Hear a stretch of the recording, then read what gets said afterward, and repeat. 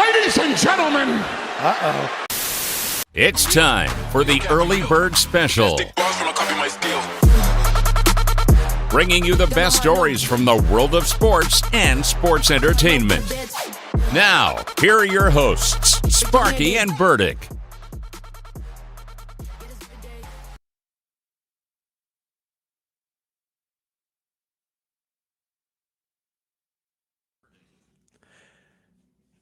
Well, good morning, Bakersfield, surrounding communities, and everybody watching online on YouTube and Twitch. This is the Early Bird Special. I'm Chris Burdick. That's Sparky. Sparky, good morning. Happy Wednesday. Happy draft day. Draft day. Let them know what they're in for. We'll get into Aaron Rodgers' interview with the Pat McAfee show as he's thrown out his plans for the next few years. We'll get into some guaranteed contracts in the NFL, plus other NFL miscellaneous news. We'll go over our NBA mock draft, just the first half. Relax. We're not going to put you to sleep this morning. And we've got the recent trades, which I'm sure I'm watching the ticker. There's going to be some more trades. Oh, yeah.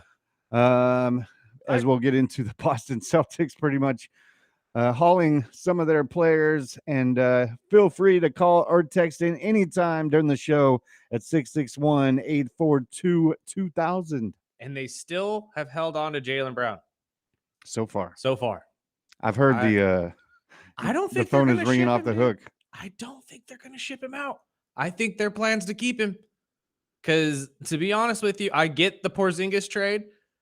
Drew Holiday, I wasn't happy about, but you know what? I kind of understand, and you didn't lose out on much when you did that, outside of a defensive mind, to be honest with you. But Boston's retooling. I refuse to call this a rebuild. This is not a rebuild year for them. They are retooling. They are figuring it out. And honestly, who, Boston? Mm-hmm. Yeah, it's like they're still in a playoff hunt, even without Jalen. Or Jason. I'm sorry, even without Jason Tatum, it does not matter in my opinion. Boston's still a playoff team in the East. Which, I mean, the East is looking way different, of course, with all the injuries, but Boston's always going to be Boston. Yeah. They have a great coach, a great fan base, great GM. Yes, and I understand their core player with Tatum is going to be out probably this season, but it's still the Boston Celtics. I'm still waiting for the day, though. I hope it never happens. I'm not sitting here saying that I hope this happens, but I'm waiting for the day that Brad Stevens comes down from the box, kicks the coach out, and says, "Nah, I'm coaching this game. Get out of the way." It's like, dude, this dude is one of the greatest basketball minds I've seen in quite some time, or at least in my lifetime. And he has turned Boston back into the dominant self that it was back in the Larry Bird days. Not even the days of the Big Three, because the Big Three was kind of short-lived, if you really think about it. But the years of the dominant dynasty back when they were fighting the Lakers every year, that's what kind of team Boston is right now. I remember playing my Nintendo game, the Boston Celtics versus the Lakers. That was the name of the game. Mm-hmm. They had their whole game based made on that. And but you mentioned Larry Bird, and that I just remember hearing Cooper Flagg yesterday doing his press, and he was saying he based his game around Larry Bird, which is a great one to choose because honestly, if you watch or if you look at his build and the way he likes to play basketball, you could see it. It's very much there. It is very much there. And honestly, I don't think a lot of players like to use Larry Bird as influence in their game very much anymore, maybe outside of the three-point shooting. But people forget quite a bit that Larry was one of the best ball handling and passing forwards to play the game until a lot of other guys came in, your LeBron Jameses and stuff like that. His great post moves. Absolutely. And honestly, he was an all-around great player. There's a reason why he's seen as one of the best players to ever play basketball. I mean, it does not surprise me at all that he focuses the majority of his game around Larry Bird. But if you're a younger fan, you got to go watch some tape with the Bird and Magic days. If you haven't seen tape on Magic and Bird, your parents are doing you a disservice. I'm sorry. I don't care if your parents are my age. You're doing your kids a disservice. Like, granted, I grew up with Kobe. I didn't even get to watch Michael. Oh. I didn't. That's one of my. Like, what I saw of Michael was video. I never got to watch a game where Michael played outside of when he played for the Wizards. Ew. So, yeah, I didn't get to see him in a Bulls jersey. Oh, man. But when it comes to like what we grew up with, I had Kobe and Shaq and LeBron. So I'm absolutely like ecstatic with what I ended up with. Well, I would rush home after school and go to WGN, and I didn't care if they were playing the Cavaliers or whoever they were playing, the Hey, Hornets those hey. days. Well, back in the day, I Cavs were remember still those are fighting the back Mark then. Price and Brad I know, Daughtry, and they were I still remember fighting watching back those then. games. Yeah, and they were always good games. Whether it Shoot, was one of- a Tuesday night game, I would watch. One of One of Michael's best shots was against the Cavaliers too. That little side fade that he made to win the game. But you never know what you would get. Yeah. You're always watching because you never knew what he was going to do. And with the squads, but I mean, even before the Rodman days, I mean, with just him and Pippen and Bill Cartwright, I'm going aging myself real well. But those days, dude, I would run home, do my homework, and watch the Bulls. I didn't care who they were playing because it was always a spectacle. So everybody lined up on the TV to watch Black Jesus. Yes, that's what it was. And that's it felt there was a long period of time that there was a missing aura in basketball. And when Kobe came in, yes, I wasn't a Laker fan, but I would watch just because. And I remember those Nick Van Exel days. Yeah. I mean, my grandma was a diehard before she passed. She was a diehard Laker fan. So we would sit in her living room and she would be chain smoking, cussing out, the announcers, Chick Hearn and whoever. She'd be yelling, oh, no, Nick Van Exel. And I would just give her crap. Come on, Grandma. It's the Lakers. Mm-hmm. Well, I mean, again, you're not wrong. There was a big gap that was just missing a star. And honestly, we're headed for that again. We've talked about it on this show multiple times. But you think so? Oh, yeah, we're headed for that again. We are still nobody can still determine who the face of the league is anymore. And the minute LeBron retires, which honestly is probably going to be after next season. You think so? Either next season or the season after. I still say he has 2 years left max. And I don't mean that in the sense of he can't play. I mean that in the sense of he's probably just done. He's dealt with enough. I still say he may give it one last shot in Cleveland. I hope, pray, but I sure hope so. It That would just end great. It right. Yeah. And honestly, even if you took Bronny with you, I don't think Cleveland would mind. I really don't. Like, what if the Cavs drafted his other son? Bryce? Yeah. It'd be a long shot, to be honest with you. I think Bryce is going to be very coveted. I think once you see him if he goes one and done at Arizona, because that is a factor too. Him and Andres Pete's son, who's also fantastic and might be a starter there too next year. But if they go one and done and maybe he falls that far down for the draft that Cleveland could pick it up, I can see it. But I do think that that's on his mind, though, is that if he can get Bryce in the league, maybe he can be the first dad to play with both of his sons.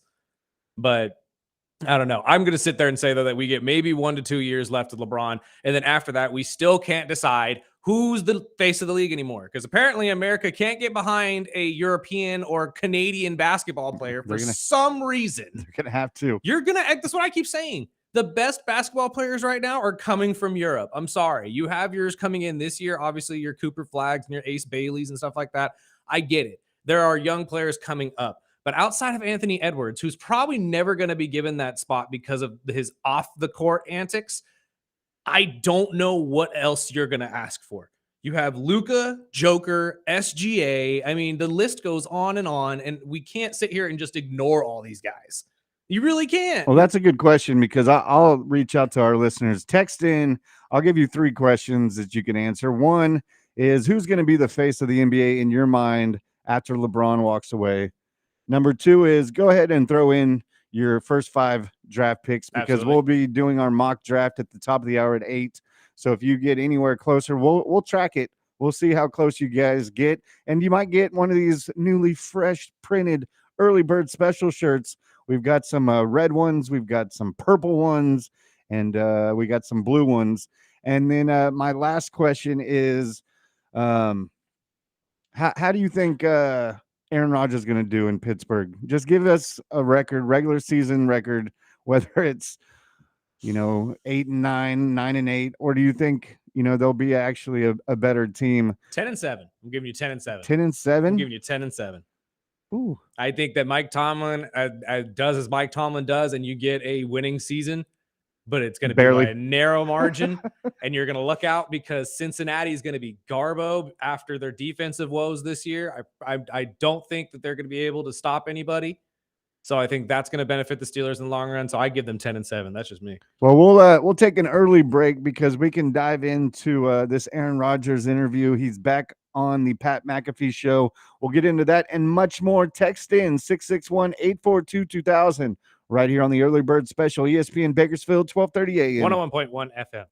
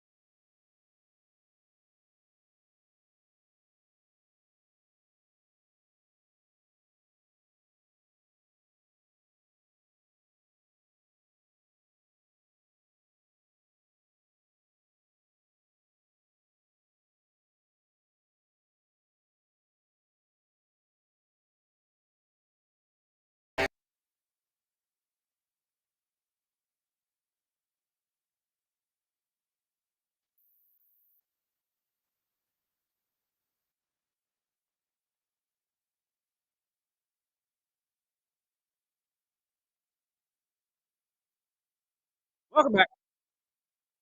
This is the Early Bird Special. I love that Rich Eisen one with George Kittle in it.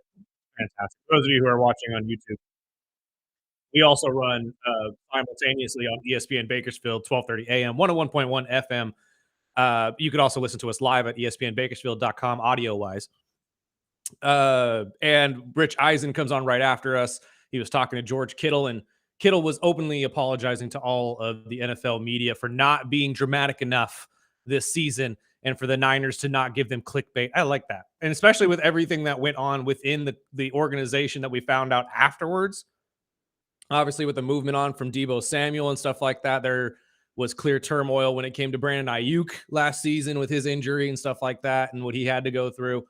I just commend them. I commend them for not letting that out. I commend them for being just silent and not letting the drama leak out of the locker room and stuff like that. So I like that. I wish a lot of teams would do that more often, but then we wouldn't have any ESPN. I mean, that's true. That's very, very true. Well, Aaron Rodgers confirmed yesterday on the Pat McAfee show that this coming season will probably be his last. Yeah, I'm pretty sure this is it. That's why we just did a 1-year deal. Steelers didn't need to, put any extra years on that or anything. So, this was really about finishing with a lot of love and fun and peace for the career that I've had. I mean, I played 20 freaking years. It's been a long run, and I've enjoyed it. And what better place to finish than in one of the cornerstone franchises of the NFL with Mike Tomlin and a great group of leadership and great guys in the city that, expects you to win. I have 3 schools of thought here. The first one, if this was your last year, why did you wait this long to sign with them? Like, why? It had to have been because he got married. It has to be. Well, he did mention in that interview that he did talk to Tomlin weekly to reassure him that he wasn't going anywhere. More of Tomlin wasn't updating people. That makes more sense. Tomlin. So all of the media's gripe against Aaron Rodgers holding the Steelers hostage was all because Tomlin wasn't updating the media, which wild for you to allow the media to continue to talk about your quarterback like that when you are already in contact with them, fully knowing, oh yeah, I'm just waiting till the marriage or till the wedding's over and then in our honeymoon, and I'll come down there and sign the paperwork. And it was probably smart just knowing Rodgers. Because the second he says something, oh yeah, and then what if Rodgers pulls out?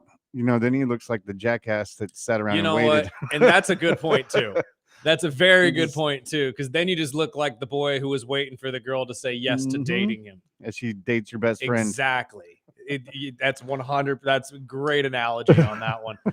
The second school of thought here, though, if this is, or because he did say this is most likely his last year, and like you just said, if they're highly successful this year, there's no guarantee he doesn't say, yeah, let's run it back. But do you think that there's added pressure now for him to go out, on his white horse winning something? Probably. I mean, just the mindset of a quarterback that's been, highly anticipated as one of the best. Mm-hmm. They're already saying, first time Hall of Famer, and I'm sure he doesn't want to end his career like his boy Brett Favre. Would you put him in a first ballot? I wouldn't personally, but I don't know if I would either. But it's also us looking at fans. I mean, just fans that are looking at remembering him, because they're always going to remember him with the Jets. Well, that's fair. Recency bias is. I'll always remember him as the Jet, but I'll know. See, that's what I'm saying. Like, if I'm remembering him as a Packer, yes, 100% first ballot Hall of Fame. Mm-hmm. But you're right. The stint with the Jets kind of makes me feel like that may have waned a little bit. And if he doesn't do well with the Steelers, he's just going to remember, okay, Favre, exactly. Vikings. I remember that. Exactly. That's all we're going to compare it to, is that you just went the same route Favre did. And was he a first ballot? I don't believe so, but I can double check that. I wonder if he was. But over the break, I was looking at the Vegas, because this is one of the ones I bet on. Is I like, it's the long run with the bets, but you can go to Vegas and take the bets on the over and under with the win loss. And as of right now, as of this morning, they have the Steelers at 8.5. Ooh, ouch. Ow. Favre was a first ballot Hall of Famer, though, by the way. I just looked it up. Rodgers is probably a shoo-in. I don't think it's a shoo-in, especially since, again, much like baseball, media has a big thing to do with who gets into the Hall of Fame, and media hates him. Oh, of course. Like, but Favre was beloved. Favre was beloved in the NFL before he retired, and then all the bad stuff started happening, and then they could start saying, okay, we don't have to talk good about this guy anymore. Rodgers has been hated since day one, or I shouldn't say day one, but since he started acting like an arrogant SOB and acting like he was smarter than everybody, probably around the COVID era when he lied about getting vaccinated is about when people started really, really hating the guy. So I think that is going to factor in a lot into your Hall of Fame status. However, it is on the field antics. I don't like, again, as much as I say I won't judge anybody who plays for the Jets or the Browns, especially at quarterback. It's really hard for me to sit there and say that and I can't even say a tenure. He had one drive and then the injury. So I don't know, maybe that is just me being a recency bias situation. Maybe I should just wipe that all away and say, yeah, no, Hall of Famer. Because now that I'm thinking about it, he really didn't do much outside of last year. And I don't know if I can really fault him for that, because he came into a situation that wasn't going to work. So I don't know, but regardless, I kind of think this is a situation where he has to ride away with some sort of trophy, whether it's the MVP, a Super Bowl, or just something. You have to ride away on your white horse with something. Otherwise, you're just going to be remembered as the guy who played for the Jets. He's got to be better than 5-12 with the Jets last year. So, but again, can we falter him for that? No, but if he comes out and does the same thing in Pittsburgh, Woody fired his head coach. He fired his GM. And I did hear Unsportsmanlike, they still lean on he's going to get Tomlin fired. No. And I'm like, well, let's see how the season goes first. Yeah, let's see the first month of football. If there is one franchise in the NFL that covets their coaches and does not make brash decisions based off what one guy wants, especially a guy who's only going to be there for a year, it's the Pittsburgh Steelers. And you would think with a team going into this season, knowing that it's probably the 1 year and done, do you think that team is built for a championship run for this 1 year? Because I don't see it. Personally, I don't see it. If a Steeler fan wants to text in or call in and explain to us how you can do that, I would gladly hear it as well. But I mean, if you're going to go all in on Rodgers this year, you would think you'd have a built he's going to have to lead you there. Yeah. Because DK is not going to lead you there. You traded away Pickens. You don't have Najee Harris anymore. So I'm kind of in the same boat as you. I can be proved wrong. Obviously, Tomlin has done it before, and he can do it again, and it's defensive led, and we still don't know what's going on with TJ. No, I didn't even remember that. So they got to lock in Watt. But the other thing is that the media heads are talking about is the Steelers' mindset of always run heavy, and how is that going to help with Rodgers with Rodgers. And Rodgers going into he's one of those types of quarterbacks that goes in and he can read the defense like nobody, and probably audible half the time out of those running, but that might actually benefit a player like Rodgers that's on his last few years or last year, that he's not as heavy as having to pass a lot. No, but it's going to be that defense is going to help him. If they don't lock in Watt, I mean, I've always thought Pittsburgh, I thought, top 5 defense. Yeah. Oh yeah. Every year. Because that's just what they build around. It's all built around the front 7 and how well they can play. And honestly, I mean, when you have guys like Cam Hayward, it's easy to look good. But you're right. When you have to lock in guys like TJ Watt, who I'm 95% positive he's going to play. Like, it's TJ Watt. At the end of the day, the Watt family do one thing, and that's play football. So he'll come in at some point and he'll play football for the Steelers.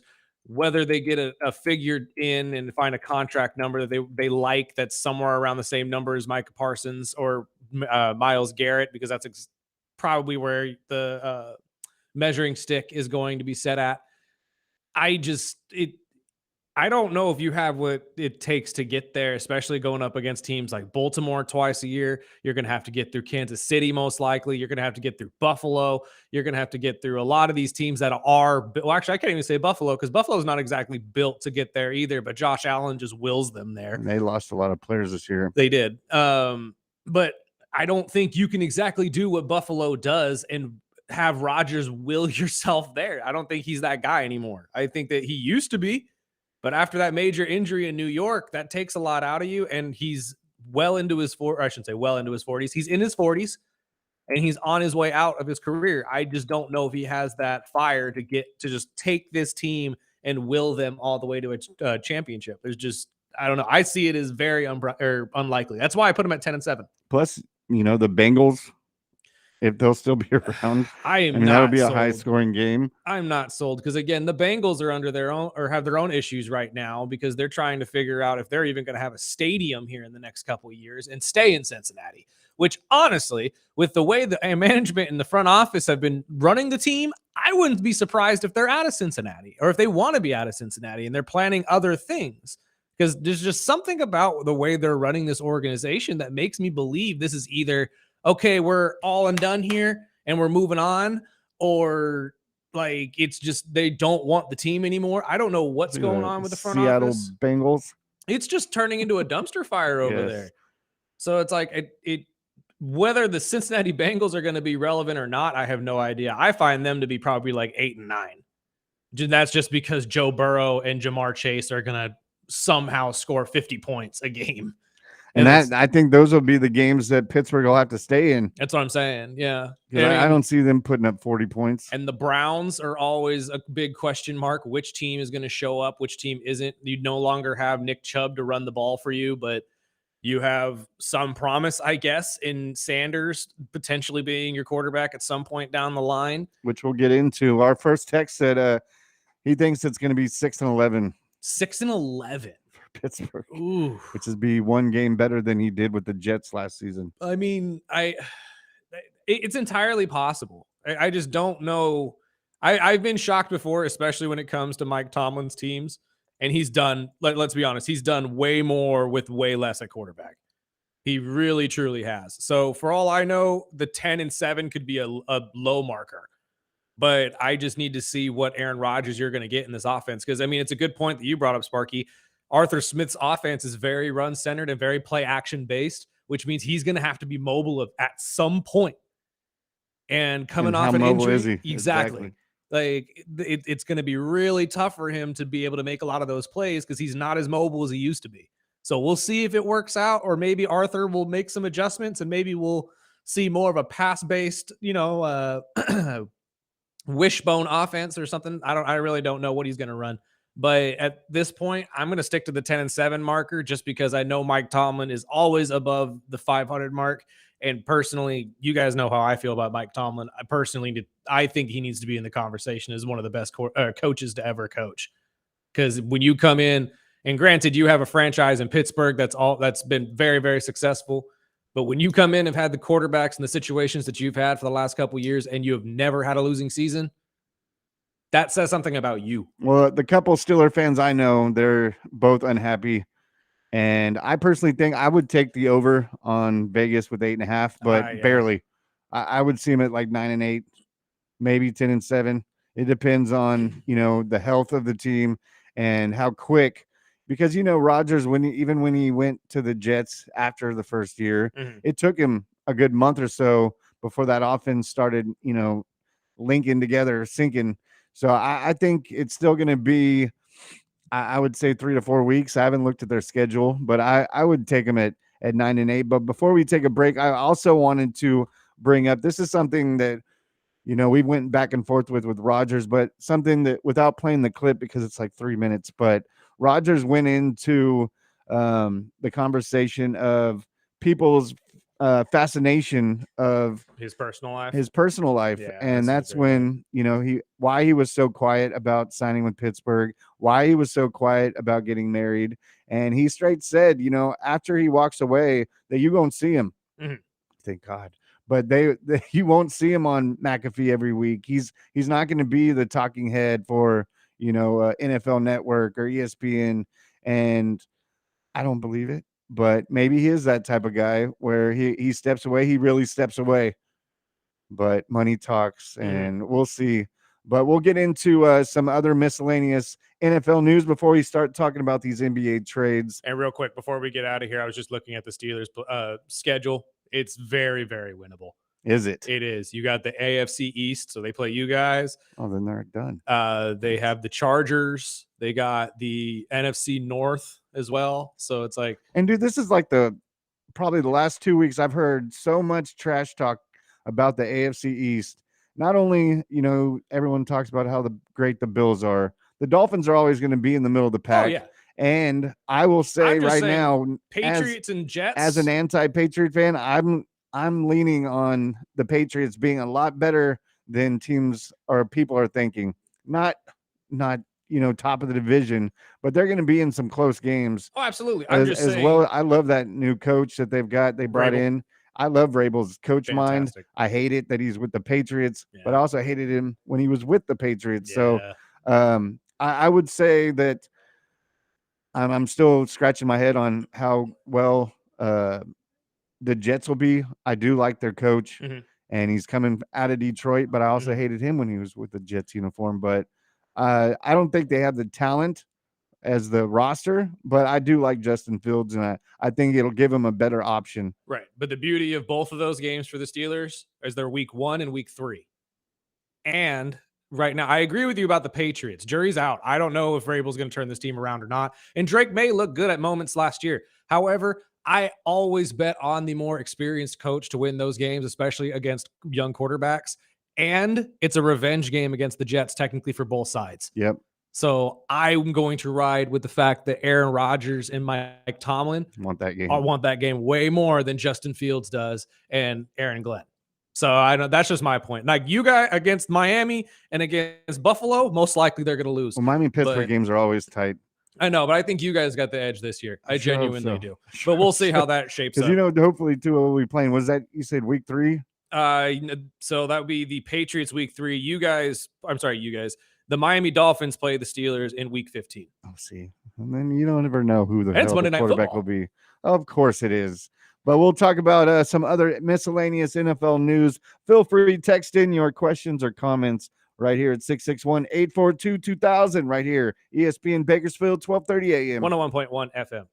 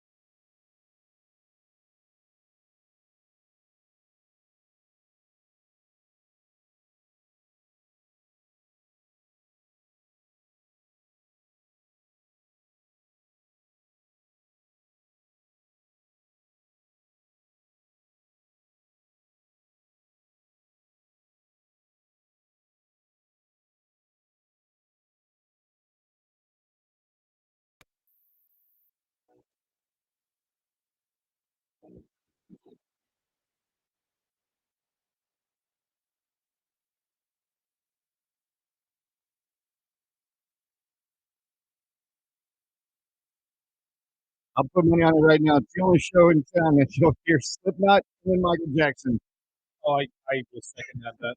as the king of pop passed away 16 years ago today. Why not? Give me a reason to play Michael. I will jump on it every chance I get.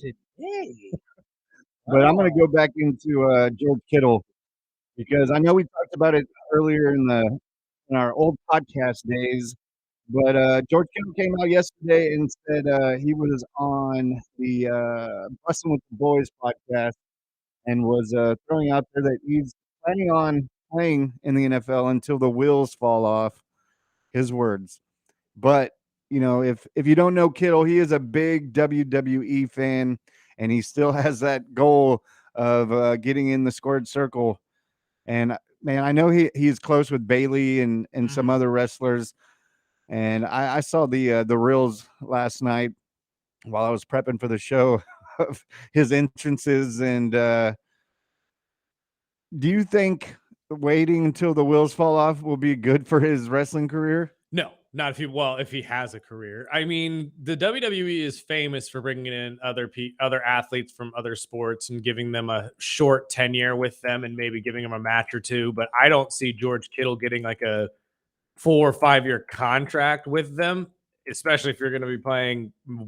Well, I mean, I don't even know how long he's been in the league this long, but if you play, let's say, another 5, 6 years in the NFL and at tight end where you've already been banged up and you have a history of injuries already, it's going to be really hard for you to get into the ring and try to do any of what they do at the same time. So I know they do his it as safe as contract possible, but right now is through 2029. 2029. So Well, he's got 4 years. That's if he plays to the end of this contract, though. He could Exactly. always re-sign and do another one if he needed to, or if he wanted to, I should say.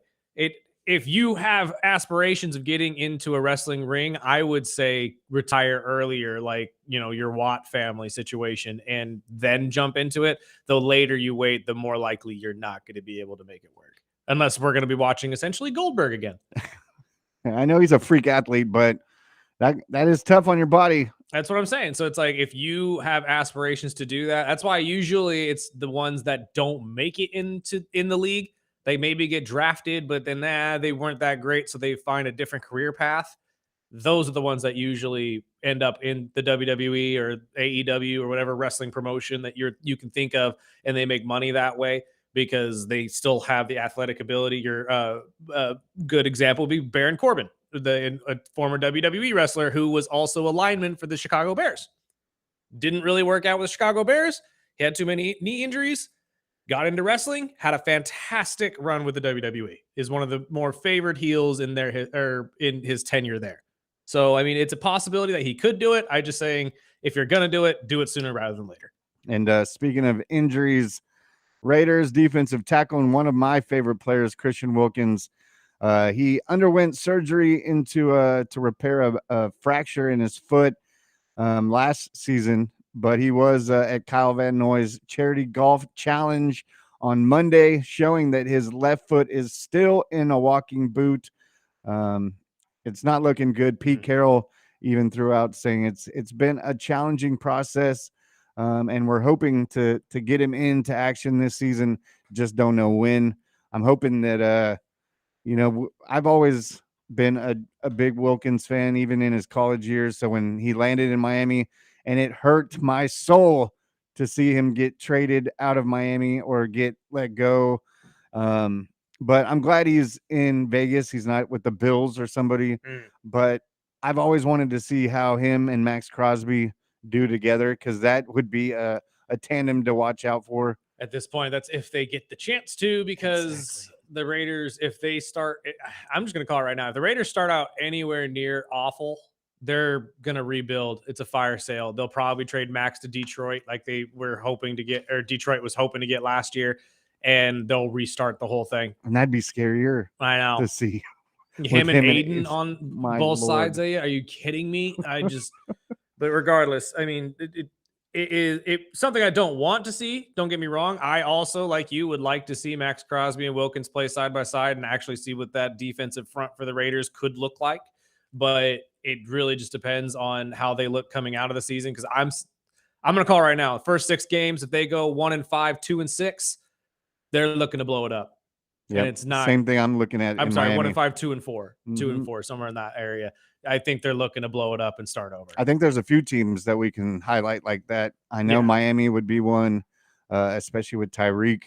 Don't be Bengals. surprised too. Yeah, I was just about to bring up Cincinnati. If they end up not, or if this offense doesn't work out, don't be surprised if they look to ship out T. Higgins real quick, because that's a lot of money. That defense is just going to be bad, especially if they don't bring in Trey or the rookie that I keep forgetting about. Every time I think about Bengals, I'm like, why haven't they signed Trey? That could be one of the biggest and strangest general manager blunders of all time. It really could be. Like, I don't think people are, I think some sporting shows are talking about it, but do you understand the absolute incompetency that comes with the fact that they can't sign their first overall draft pick and their first rounder? Like, what the and their second hell are they doing? It is literally the easiest thing to do in the league right now. Literally. It's Lock not in your first rounder. Literally, they've made it a holding the hand and walking you through the door moment for the NFL. There's nothing the league could do to make this easier for teams to do. And they still haven't gotten it done. And that brings up another topic I wanted to bounce off you is the guarantees that, arbiters are telling the NFL and their teams to stay away from guaranteed contracts. Yep. And I'm sure they should have told Cleveland that before they did their whole Watson, $230 million deal in 2022. But that is one of the topics that is running around the NFL is these guaranteed deals. And that is one of the main issues. The Bengals first rounder walked away from camp is because they're trying to take away his guaranteed money. And they said, he said the same thing we talked about a couple of weeks ago is that they don't want to give him the guaranteed money up front. They want to backhand it and into the final years where they can walk away from it if he's not as good, or if they have to re-sign somebody, one of these receivers, which is overpaid, but besides Chase. But just brought up when I was doing the prep for the show, Russell Wilson came out and said that he had, right after the Watson deal, told Denver he wanted a 7-year, $350 million guaranteed contract. And Denver said, yeah, sure, whatever we need to do to get you in. Luckily, they talked to some higher attorneys and arbitrators and told him, dude, no. Yeah, no. Because can you imagine if the league would have done that, what the league would look like right now? Because if Russ was going to get that type of deal, that would have changed the whole outlook. Imagine what Patrick Mahomes and Josh Allen would be making right now. Josh Allen, of course. Like, it genuinely, and honestly, all of this stemmed back. That's why I was laughing when you brought up the Deshaun Watson situation, because really all this stemmed back to when the NFLPA sued the NFL after the Deshaun Watson deal, when they were tightening down on these guaranteed contract deals, saying that they were trying to get around not doing those deals anymore. And I kind of see it from both sides here, though, because you're right. I mean, what you just said right there, the players setting that precedent is going to create a massive problem financially for the NFL. Because if you sit there and have every single contract be guaranteed money, every single one, teams will go probably bankrupt pretty quickly. Like, if you genuinely look at it that way. Because let's say the Denver Broncos made that happen. 7 year, $350 million guaranteed, 50 mil. That means you got the same season out of him that you got as Denver Bronco fans. And I know some of you are listening right now because I have friends that are listening. I know you're Denver Bronco fans.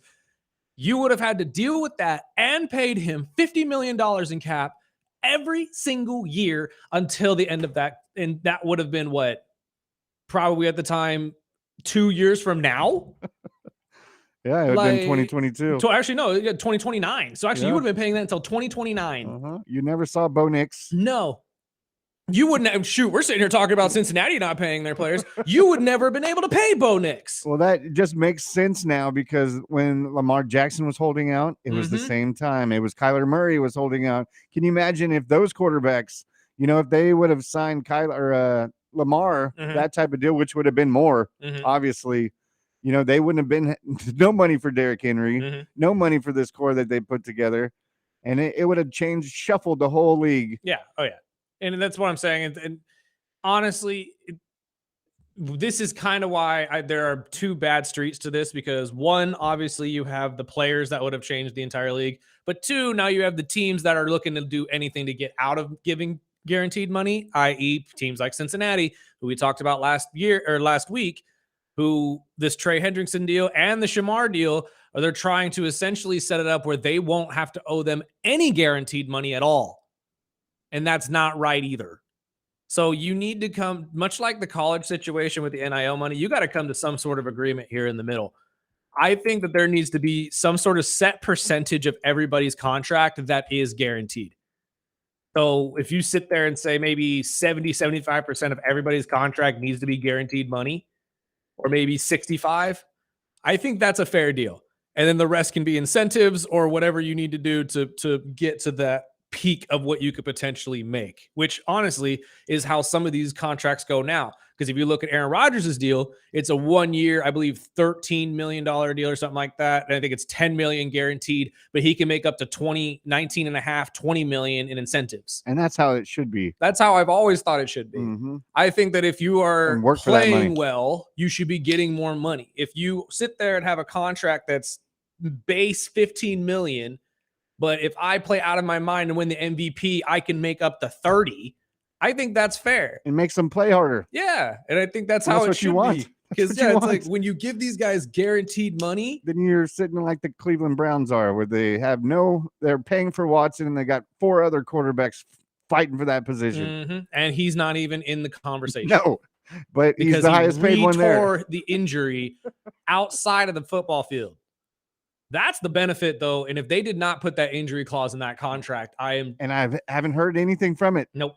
I'm glad you brought that up, because like that should be a headline in Cleveland, not the 4 quarterbacks that are fighting for it, which I'm going to bring up after this break, and we'll read through the text before we wrap up the hour right here on ESPN Bakersfield, 1230 a.m. 101.1 FM.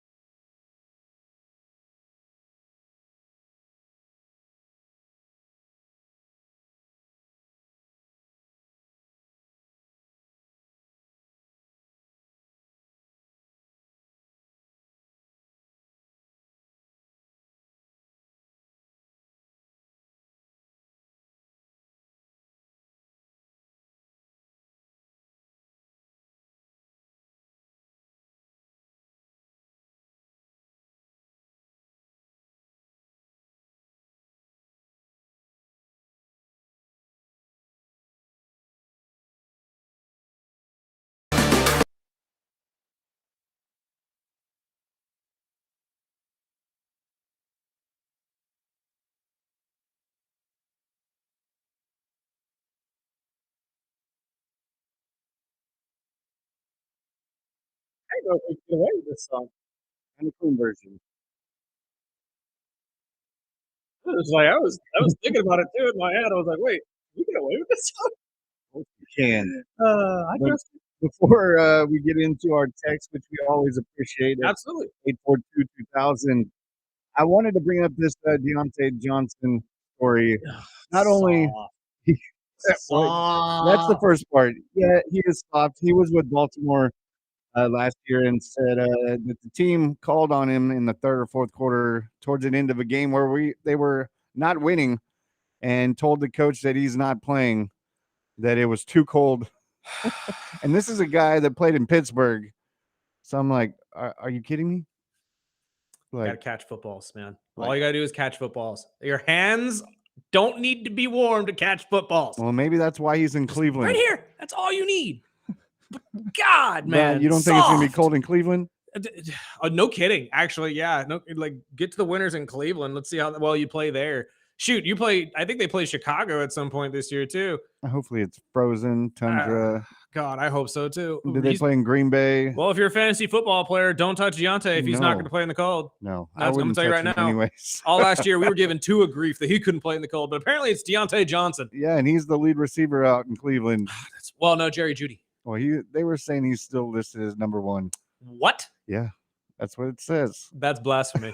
If I'm Is Jerry Jeudy- Jeudy, is I'm Jeudy taking hurt? that personally. Is I Jeudy don't injured? care. Even if he is, Maybe that's why. maybe that is why. But I'm just saying, even if he is, I'm taking that I personally. forgot all about Judy. What? Like I still wanted him in Miami, but the boy who's not going to play half the season, including the playoffs. Let's not forget that, because when are the playoffs? just scratch him out when it's In cold the game. winter. So he's not going to play at all. He did mention that he's leaning on Kenny Pickett to take the starting job, which I still think is going to happen. Yeah. I have a weird feeling that Flacco won't be on that team as week one comes. I have to agree with you, but only because we're talking about the Browns. And the more we talk about the Browns, they don't do things traditionally. And Nope. traditionally in the NFL, teams would probably hold on to Joe Flacco, who has the long history of success, over Kenny Pickett, who is meh. And, has slight potential to be a backup for you. Well, I'd still see if the AR injury, which we talked about yesterday, is still lingering, and they go with Daniel Jones. I could still see Flacco going back in Indy. Well, even if they make a surprise drop and decide that they don't want to hold on to Anthony, and maybe they move on from him, because I don't think people are really factoring that in. Because let's not forget what Anthony Richardson did last year when it came to the Colts, and the year before that, showing his immaturity. Sitting out of games, pulling himself out because he was tired during drives. If I'm the Colts, I'm looking at that still and saying, is this kid ready? Does this kid ever going to be ready? And honestly, if he's not, I say cut him loose now. Yeah, let him go. If you found somebody who's around the same age that could do the exact same thing and be as productive, if not a little bit more, which I think you've kind of found in Daniel Jones. Do I believe Daniel Jones is your answer? No. But do I think he's better than Anthony? Is a better quarterback than Anthony? Yes. He might be a bridge quarterback. Absolutely. But if I say cut your losses now, and you might be right, maybe throw in Joe Flacco just in case Daniel ends up flopping like he did with the Giants. Would you put the Colts into that list of teams that, if they start out rough, that they start getting rid of players? Because I know we've heard the last few years about Jonathan Taylor. Honestly, it wouldn't surprise me if they did, because I think you're right. At one point, we were talking about the Colts as if they were one quarterback away from being a contender. And now, we were talking to our boy Boydston the other day, who's a Colts fan, and he has some hope. And I'm happy for him that he has some hope. He's a real Colts fan. That's what I'm saying. He sounds like me in the offseason. If I'm looking at value and I'm looking at trying to get some draft capital, it would be smart to do that. Yeah, and maybe move on from guys like Michael Pittman, like Taylor and stuff like that, guys that you can genuinely get some good draft picks for. So it's entirely possible. It's entirely possible they're one of those teams. We got to take a break, though, and pay some bills. On the other side, we'll give you our mock drafts for tonight's NBA draft. You're listening to the Early Bird Special on 101.1 FM, 1230 AM, ESPN Bakersfield.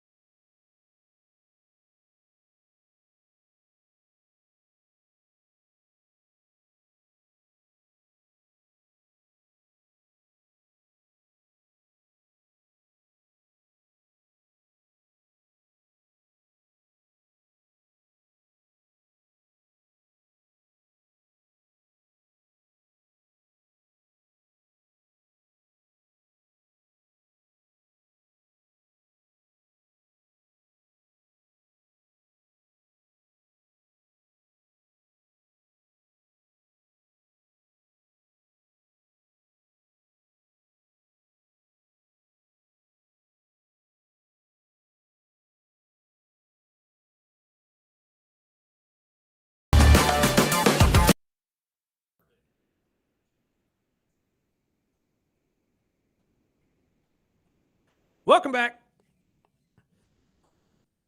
Early Bird Special, Hour 2.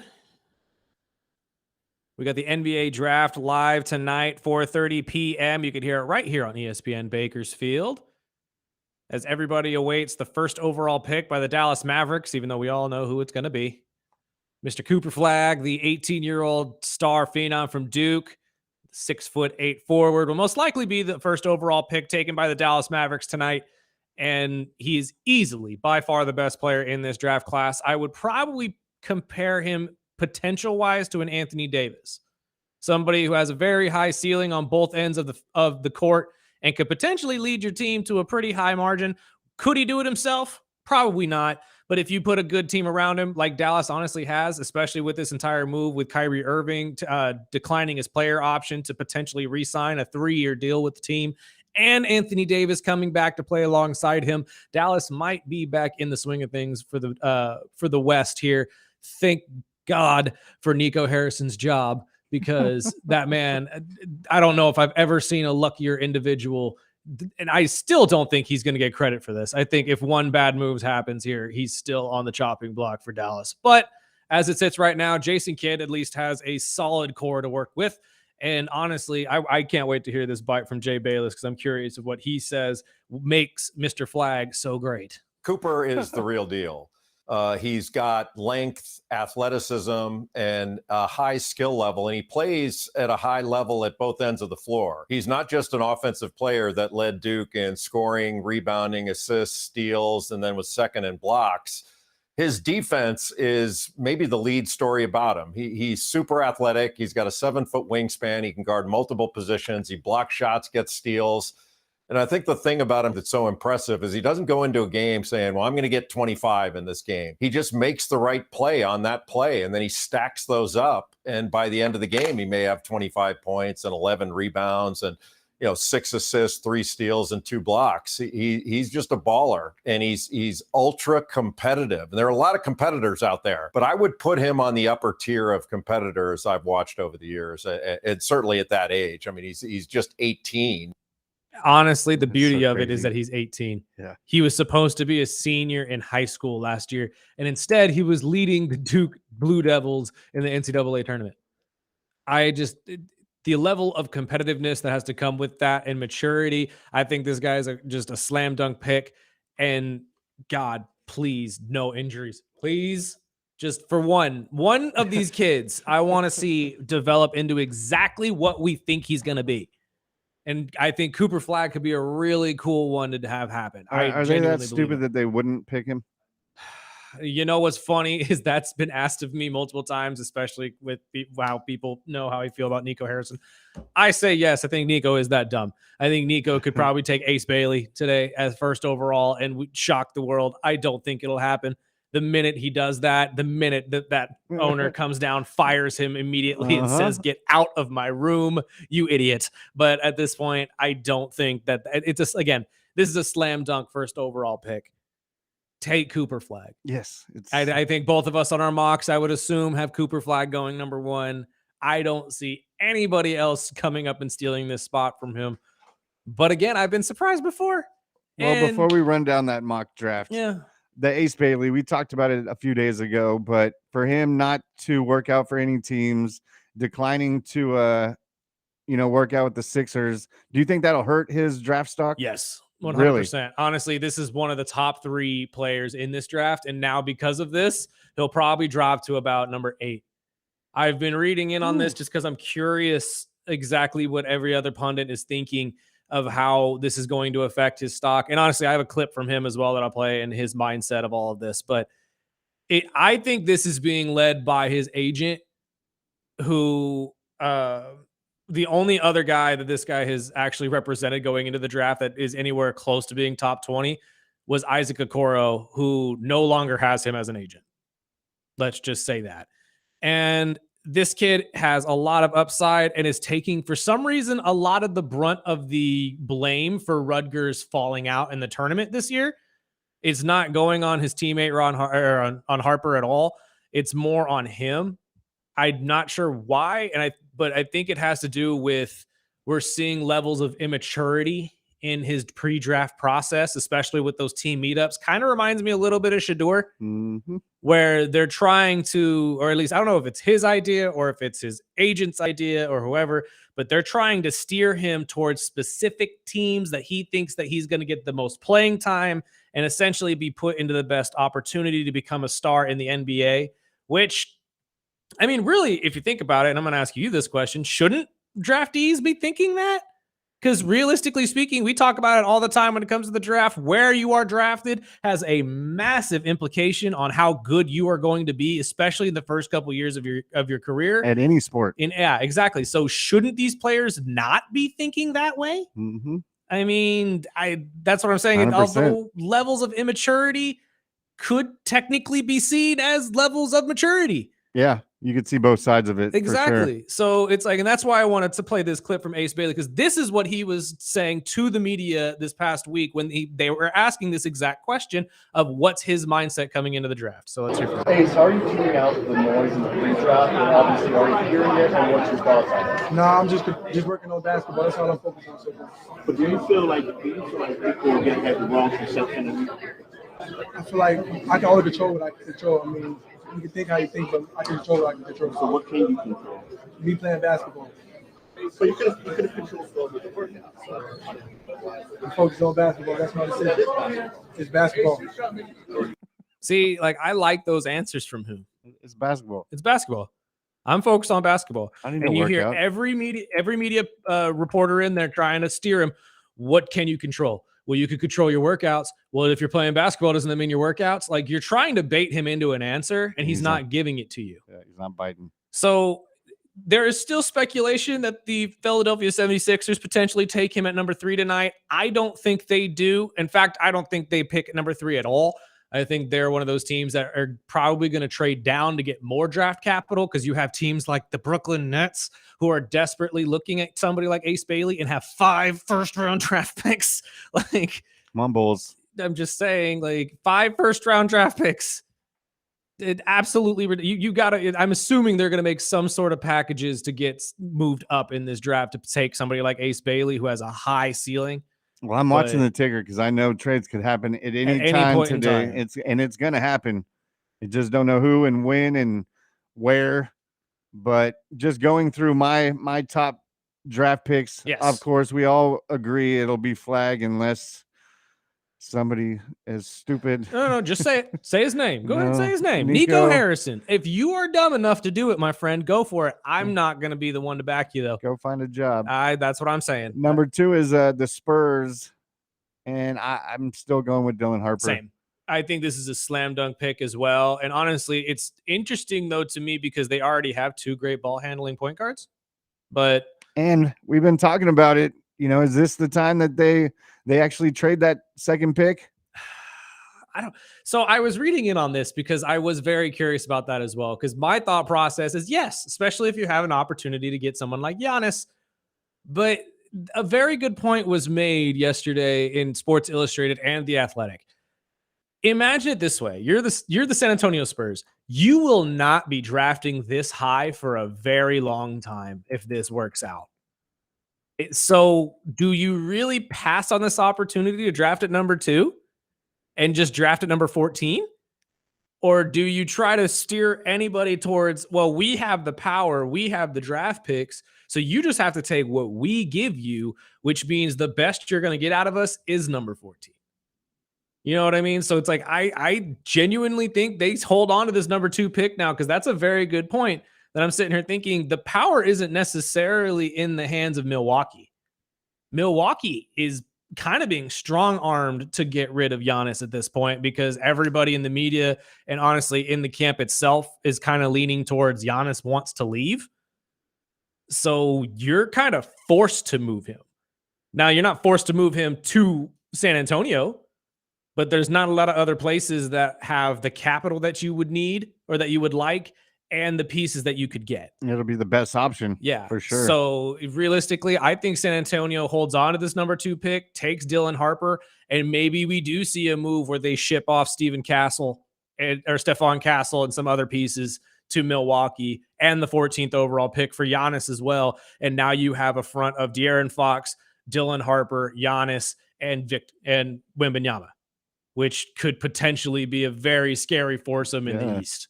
That looks scary. So I don't know. I agree with you though. I'm sticking with Dylan Harper at number 2. So number 3 with the Sixers, I'm going with VJ. I'm going with VJ as well, but I'm not having the Sixers pick him. I think the Sixers either make some sort of swap here with Charlotte and let Charlotte take him, because there's a lot of interest for Charlotte to take VJ Edgecombe. And now that Ace Bailey's off the board or potentially off the board for the Sixers, there's a big threat that he could be taken away from them. So I think that you get some sort of deal there, and most likely Charlotte moves up to 3 to take VJ. See, I got the Sixers taking VJ, but Charlotte staying at 4 and taking Ace Bailey. Ooh, okay. That's an interesting thought process. I could also see that as well. My other trade out of this is that the Sixers will make a secondary trade with Brooklyn And get back in. get down in that with maybe the number 8 pick and one other draft pick in the first round. And then that's where Brooklyn jumps up and takes Ace Bailey. Okay. At 4. At 4. Yeah. And then at 5 to wrap up is the Jazz. This is the one that kind of sucks for me, because while doing this, I was sitting there thinking, okay, if Ace Bailey's still there, I think that's a good pickup for the Jazz, because you kind of got screwed out of the first overall pick. Yes. And Ace Bailey is the best possible option for you that would still potentially be there at 5. So you still have a potential of getting somebody with a super high ceiling. Now, whether Ace Bailey's agent wants him to go and play there, or if he wants to go play there, I don't know. We'll find out. But I was kind of like, obviously I have Ace going right before them at 4, because it made more sense to me that Brooklyn bundles a lot of those first round picks. Yeah, we gives them away. we have the same 4, just different teams. Yeah. So who do you have at 5? Because I know who I have. I've got a Knuppel from Duke. Okay, that's a good choice. Who's, again, the other 19-year-old guard from Duke. Elite shooter. I like that one. I like it a lot, but I'm going to go with Trey Johnson from Texas, because Trey, to me, is one of those guys kind of like Colin Sexton, where he has an unlimited motor and a great shooting stroke. So honestly, if you are somebody like the Utah Jazz and you're looking to kind of revitalize the offense, I think someone like Trey could help you a lot in doing that. And honestly is probably the best guard still on the board at this point. So it's really an easier pick for me to go with the guy that I know for a fact has a high motor and a great offensive mind, and we can somehow mold into the point guard that we need for Isaiah Collier to come off the bench and kind of help out. Well, we ran down our first 5. We'll take a break and run through the next 10, and then we'll get into these NBA trades, and we'll have to get into that Irving story as well, right here on the Early Bird Special, ESPN Bakersfield, 12:30 a.m. 101.1 FM.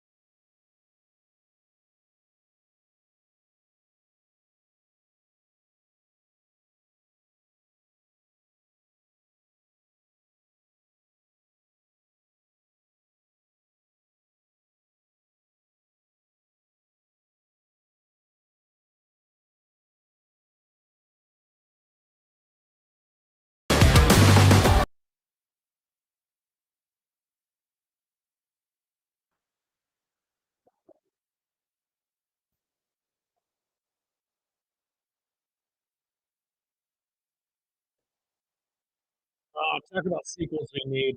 We need a White Chicks 2. I need a White Chicks 2 in my life. I saw yesterday they're doing a Meet the Parents 4. Why? Look, I love Ben. I do. But at this point, he's just mad because the Knicks lost. He's trying to punish everybody else. We I don't like need those him. movies. I do too, but we don't need another one. No. Like, look, we got plenty of those movies. Let's get some different. Shoot, I'll take another night at the museum before I take another night or Meet the Parents. At least those ones were had some different intrigue. Each Meet the Parents movie is the same movie over and over. We're still waiting for the Seth Rogen Ninja Turtle sequel. Oh, it's gonna be so good. But I heard that first yesterday one was it's so good. 2027. Really? Come on, man. Well, I mean, again, the first one was very well done. I like how they were Yes. actually teenagers. Mhm. I was like, that was one of the things I stressed so much to my friends was, as much as we call them the Teenage Mutant Ninja Turtles, they're never teens. No. They're always in their late 20s, And I like how we college went the style. comic route. Yeah. I like the animation style that they've been doing with a lot of these movies now. It's been really good. So I don't know. White Chicks 2, though. I don't know. Am I the only millennial that wants that movie again? That movie was great. That was one of Terry Crews's best films, in my opinion. Which I'm looking forward to the Marlon Wayans football movie. Yes, him.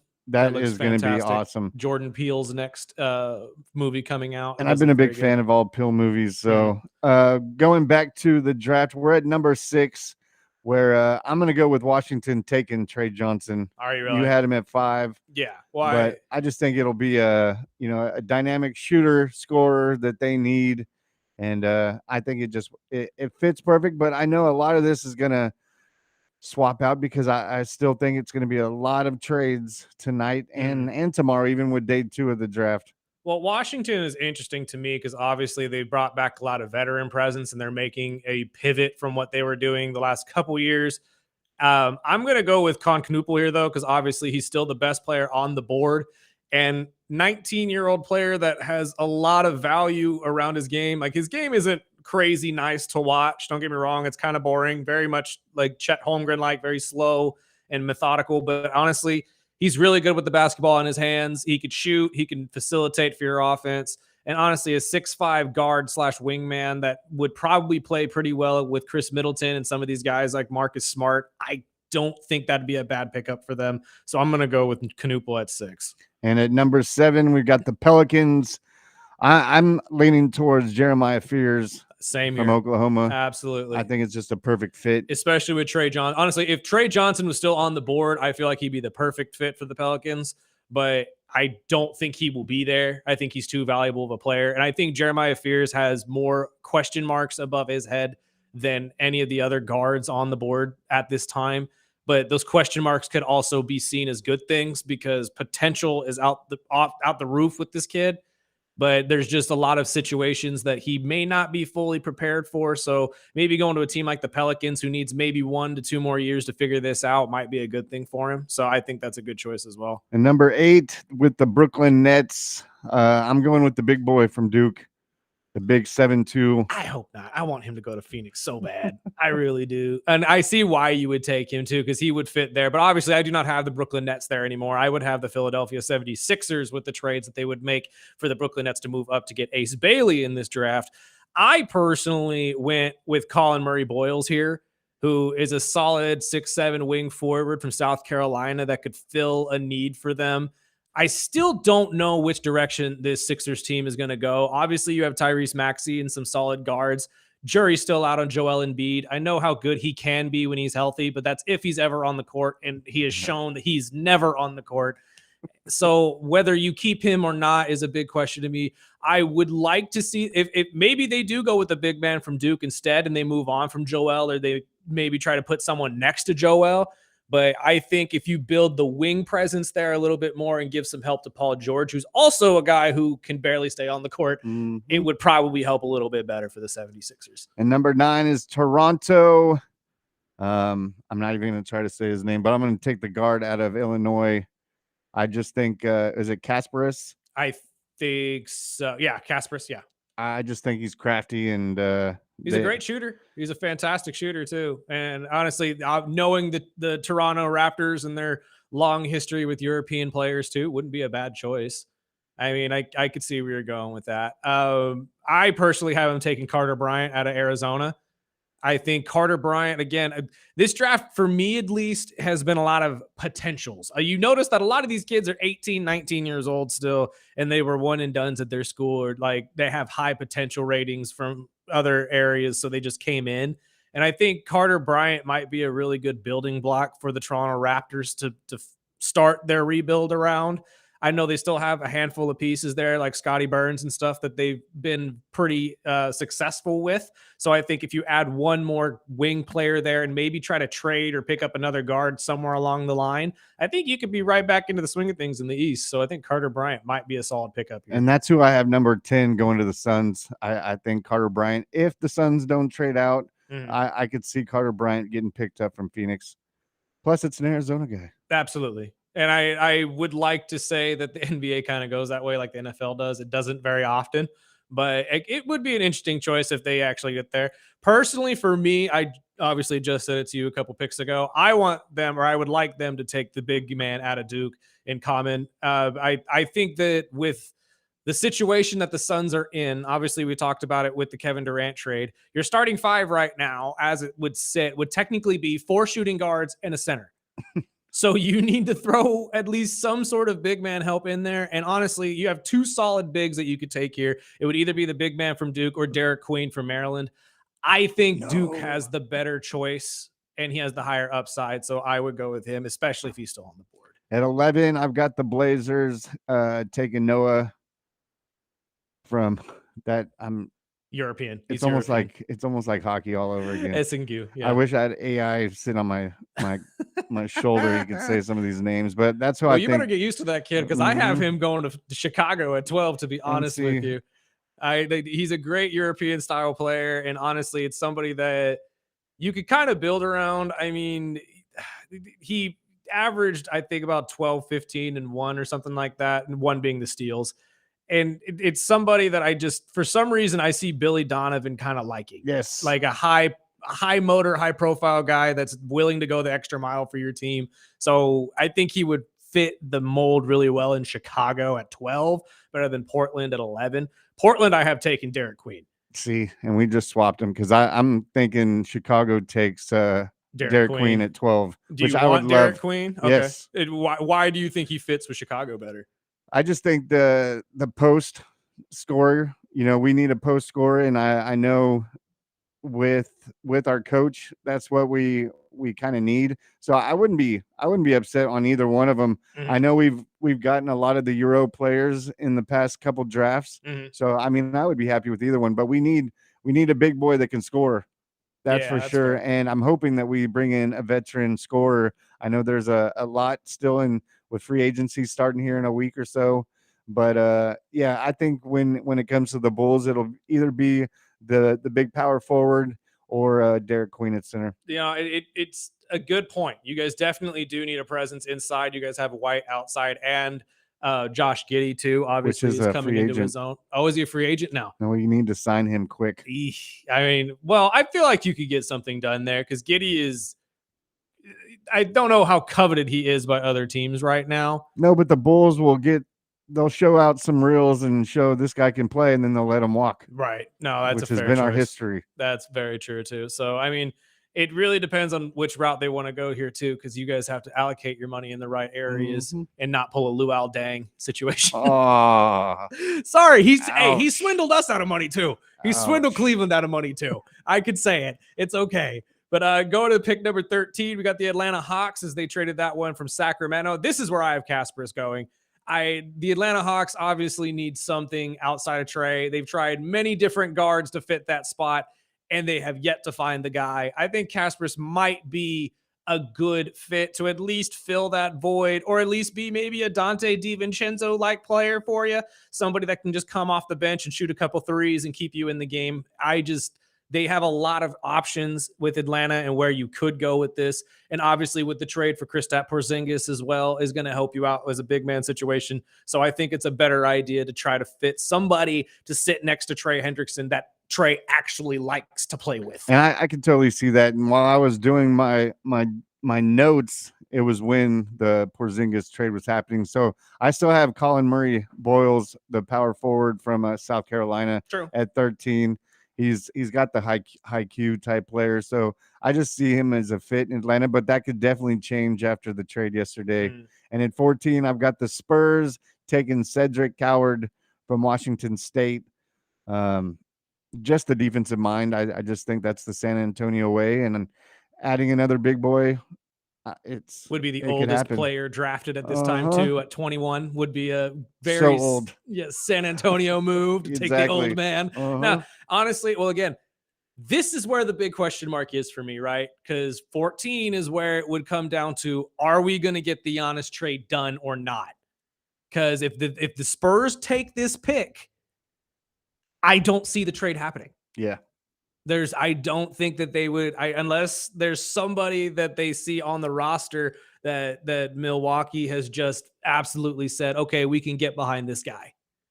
But this is why I feel like, and I took a gamble. I took the gamble that we were going to see the Giannis trade sometime today after the show, before the draft. So I think 14 is where you're going to see Milwaukee take a pick.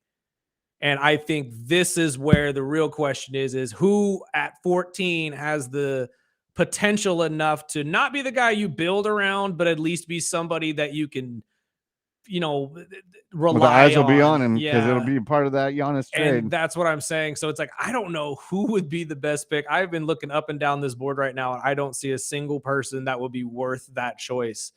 So, but if I had to pick anybody at this point, I think it would have to be the guy out of Michigan, Danny Wolf.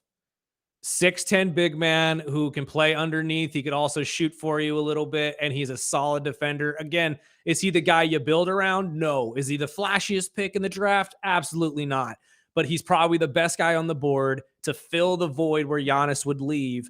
And you can still get some more draft capital from them in the future, because this is not just going to be we get the 14th overall pick if you get Giannis. Yeah. You're going to get first round draft picks for the next 6 years. We're going to see something way bigger than the Desmond Bane deal.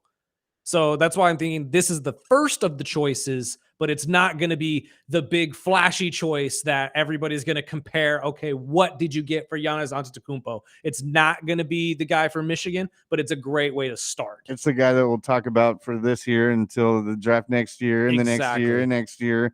But wrapping up my first 15 is OKC taking Liam McNeely from Connecticut, just a polished scorer, and it would just fit that OKC brand. Crazy to believe that the NBA champions will be taking a pick at number 15 in the draft this year, but it's true. They got this draft pick from Miami. This is where I have Cedric Coward going, though, from Washington State. I think he fits really well with the move, or with the just formula that the Thunder have. He could be a really good two-way guy for you. And really, if you're the Thunder, you're not looking to change up the starting five at all. You're just looking to add to the team and see somebody that can potentially step in and benefit you, especially if some of these guys end up leaving in the later years. So I think that Coward could be a guy that could really step in, especially if you lose guys like Wiggins or Dort or something down the line because you can't pay them. So, and just like always, I'm sure the trade will happen right at 9:08. Oh, I'm sure it will. Right after the show gets done. But we'll see how close we got with the draft tomorrow. But you can catch draft day 1 right here on ESPN Bakersfield,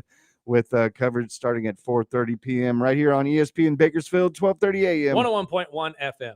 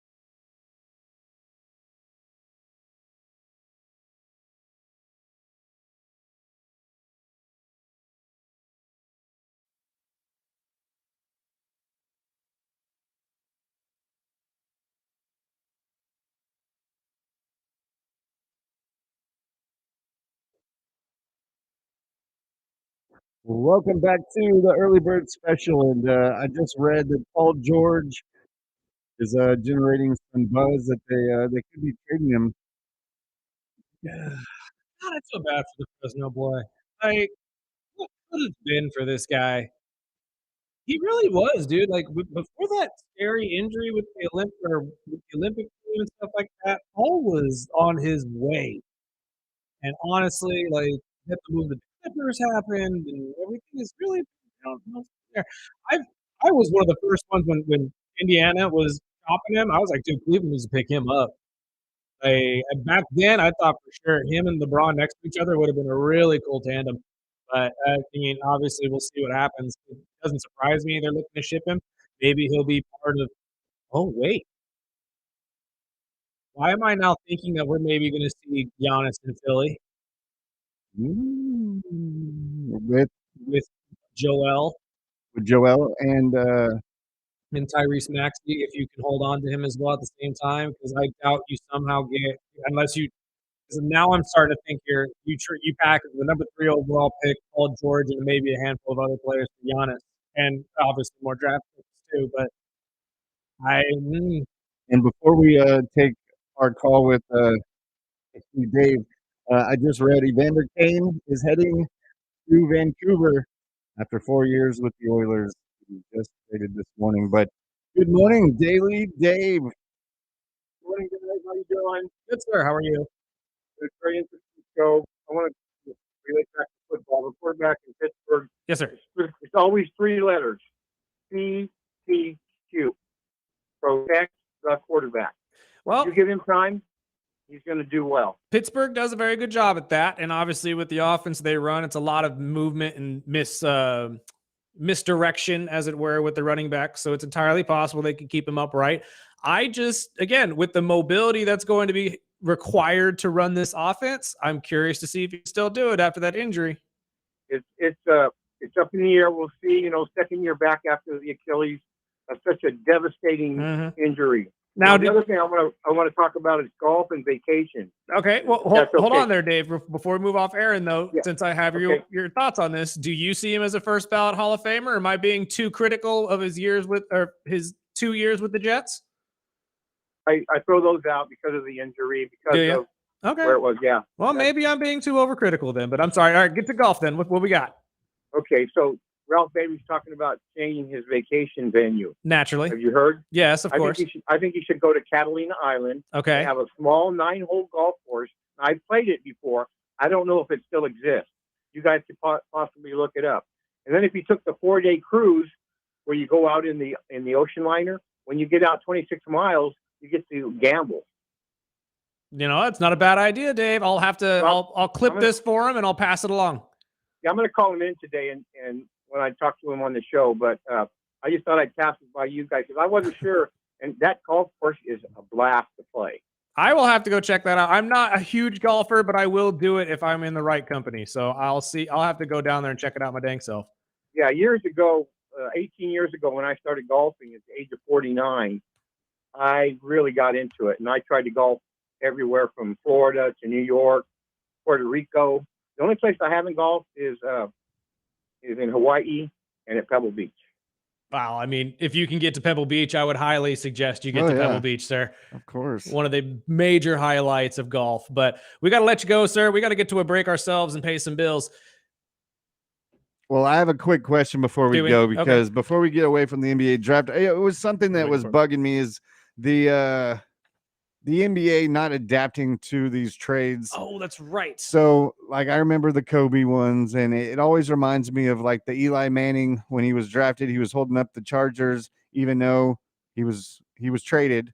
And I just hope that they can catch up to it, because I remember having the Kobe Bryant card where he was holding a different team's jersey, and there was just a discussion that I don't know if it's just because they only print out 30 hats or 30 jerseys. I don't know if that's the case or not, because, well, especially with this year's draft, because there are so many teams that have multiple draft picks. I think you have to take into account when the draft actually happened. Yeah, and it's like it's not obviously the NFL because they'll Right. get there and they print it while it's getting done. And very rarely do the NFL trade for players after they have been drafted by another Mhm. team. So I think it's more of like sometimes the NBA realizes, oh, we were going to get that guy, and they sit there and say, well, shoot, call them and see if they're willing to take our pick instead, and we'll take that guy. You know what I mean? Like I think that's more of what it is than to actually Having somebody out there printing. Yeah, because I mean, I've seen the same video that you're referring to with Kobe Bryant when they were taking pictures of him with the Charlotte Hornets jersey because he had just gotten drafted to them. They walk in and say, "Oh, you don't need that anymore. You just got traded to the Lakers." Toss it. Yeah, go ahead and toss it. And it's like, I mean, didn't you say that you had a trading Yeah. card of There's that? a collecting card that has them, holding the Hornets, and it was actually just something that was worth more money because he never played for them. But we'll take our final break of the day, and I want to hear from you about what trades that happened yesterday and what you thought about them. Obviously, the Boston one we talked a little bit off the air, but we'll talk about that and much more right here on the Early Bird Special, ESPN Bakersfield, 12:30 a.m. 101.1 FM.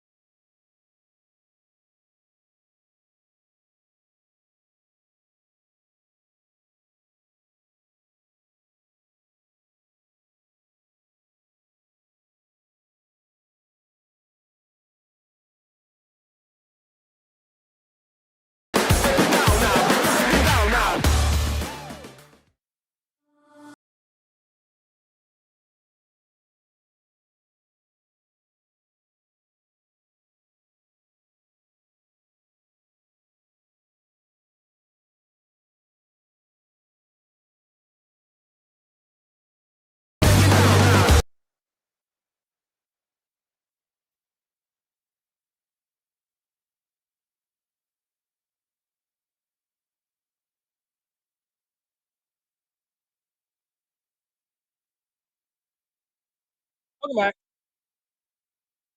This is the early bird special.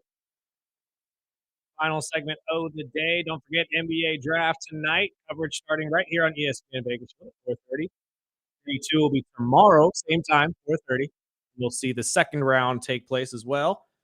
We had a handful of NBA trades that happened before the draft last night, though, including the Celtics sending Kristaps Porzingis to the Hawks, as well as the second round draft pick Terrence Mann will be headed to the Brooklyn Nets, and George Niang will be headed to the Boston Celtics as well, as long as a handful of draft picks being shifted around. I believe the Nets now own the 22nd overall pick in tonight's draft. So this is an interesting move. Obviously, Boston trying to retool and move stuff around. They didn't get a whole ton in this trade, to be honest, but they did move on from a lot of cap hit and a lot of, issues down the line.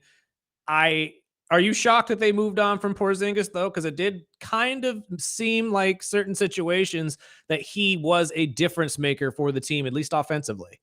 He definitely was in that Knicks series. And not really, because the more I read into it, I saw that they needed to lay off some cash, and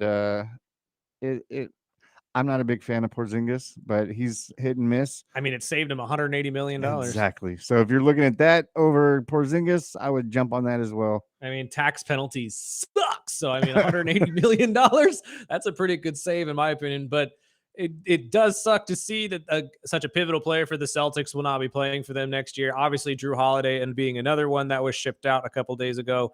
So, I refuse to call this a rebuild year for them. I do believe this is more of a retooling situation.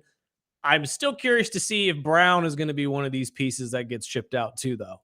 I don't think he will. I think if Brad Stevens could figure something out where he could keep the tandem of Jason Tatum and Jaylen Brown together in Boston for the foreseeable future, I think he's going to stick to that and try to build around those two with whatever players complement them pretty well. So this could be an interesting move for the Boston Celtics. What do you think about the Pelicans trade? Jordan Poole headed back to Washington. That's it.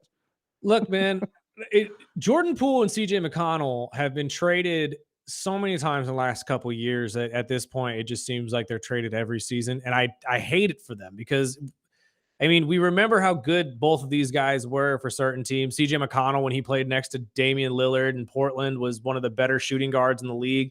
Now just struggling to find a home. And when it comes to Jordan Poole, I mean, I feel like ever since the Draymond Green situation where the two of them got into a fight, he's just never been able to live that down. And a lot of teams just kind of use him when they can. And then whenever they could find a better option, they ship him off to somewhere else. I mean, Kelly Olynyk obviously was also sent along with CJ McCollum to the Pelicans. And Sadiq Bey will be headed to the Wizards as well with Jordan Poole. It's a pretty fair trade across the board. If you look at it, both teams are getting what they need out of this. The Washington Wizards want a little bit more of a veteran presence on the team than to help the younger stars like their Alex Starr and stuff like that build towards something better. And I think the Pelicans are just looking for anybody right now that could potentially help Zion Williamson be Zion Williamson and to turn this team into anything close to what they've been hoping it would be, led by Zion. So I don't know. They're just trying anything they can and grasping at straws at this point. And it all came down to money. Yeah. And I mean, Kyrie committed to the Mavericks on a 3-year, $119 million deal. Now he does have a player option in the final season, but it seems like he's staying put. And news out of the Bleacher Report this morning saying they're not done, that they're actually in works to try to get D'Angelo Russell next to throw him in with Kyrie. So we'll see how that works out. But I just wanted to throw it out there as I Dallas just read is it. Wild right now. I mean, you wouldn't pay Luka, but you're gonna pay D'Angelo. Okay. I mean, bold move, Cotton. Let's see if it works out for him. You know how I feel about Nico Harrison. So we got some text messages to go to, or you got another story we want to bounce off? Yeah, I wanted to see your thoughts on the Denver Nuggets as that's right. Cranky raised his hypothetical scenario. Yeah, hypothetical. Of trading. That's what this was. You don't say it, first of all. No, this was not a hypothetical. Especially when it's maybe the best player in the league right now.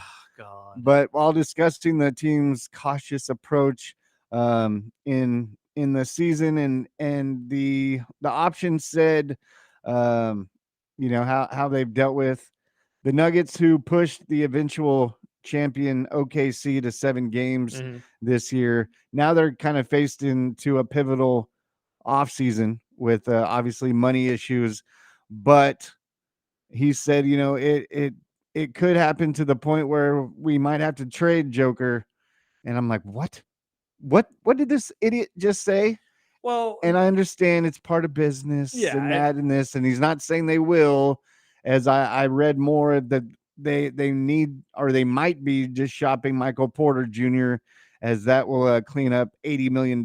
Yeah.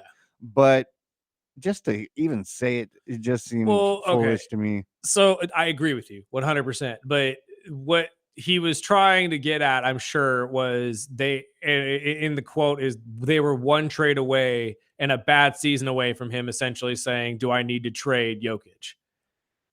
I agree with you 110%. Are you nuts?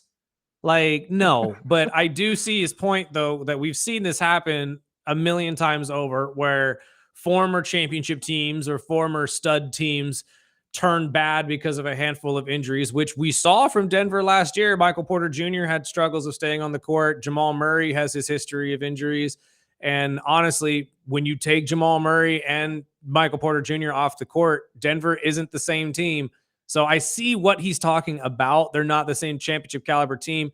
And if you're going to be saying that, you need to ship out your star players to get the most out of them. But I agree with you. There's a thought process, or even bringing up as a hypothetical, quote unquote. It's not a hypothetical. You were genuine. I think that those talks genuinely came up last year when you guys were struggling. And now they're in the back of your head that this could potentially come up again. And I think it would be the dumbest thing in the world for Denver to do. But is it off the board? No. But nobody, after the Luka trade, nobody's off the board. There's not a single player in the NBA that is untradeable anymore, in my opinion. And which, before we get into these texts to wrap up the show, you said it, Luka. Did you see the pictures of him? He's lost a lot of weight. He's lost a ton of weight. He's dropped a ton of it. And look, man, whether it was through workouts or whatever you want to say it was through, I don't know. I don't know the man's diet regimen.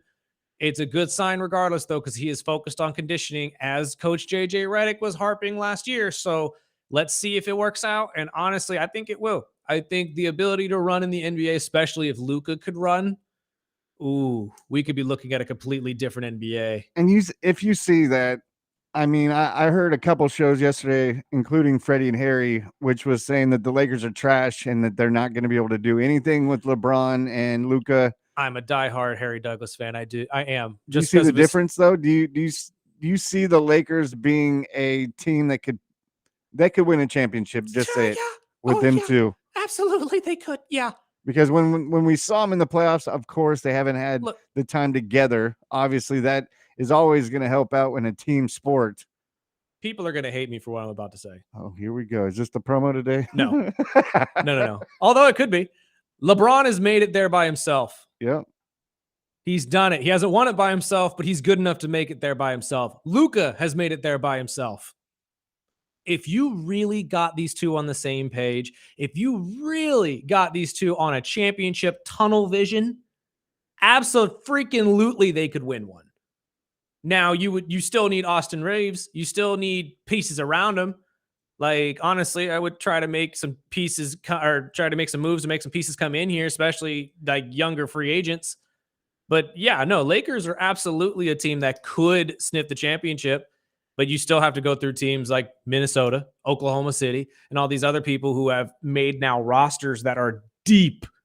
So it's entirely possible. The two of them are good enough, but it really depends on how convicted they are at being well-conditioned. Well, we'll go over our text, and we appreciate you guys could text us anytime throughout the day. The text will get to us. The first one says Wemby is the next face of the NBA after LeBron. Which we got into that conversation earlier. I can see it, but I don't know if the world is ready for a European basketball player to be the head of the NBA. I'm just saying, or face of the NBA. The other one says I've got Pittsburgh at 12-5 this season. 12-5. That's a Pittsburgh fan right there. That's a Pittsburgh fan right there. Although, again, looking at their season schedule, it is very winnable. So we'll see. I'm still sticking to 10-7. And keeping it with the Steelers, he said, talking fantasy, do you see Rodgers as a fantasy quarterback? No. Hell no. I stay away from him Look, personally. And it's not Rodgers' fault. It's Arthur Smith. Arthur Smith, no matter who he has at quarterback, is not a good fantasy football quarterback. I'm sorry. It's just the way the It's a offense run-heavy runs. team. Yeah. Now pick his running backs.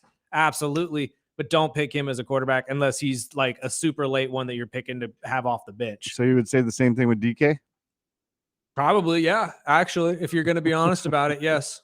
The next one says, where is Russell Wilson? Is he starting? And Yes. stay on the same topic. Do you stay away from him in fantasy? Yes.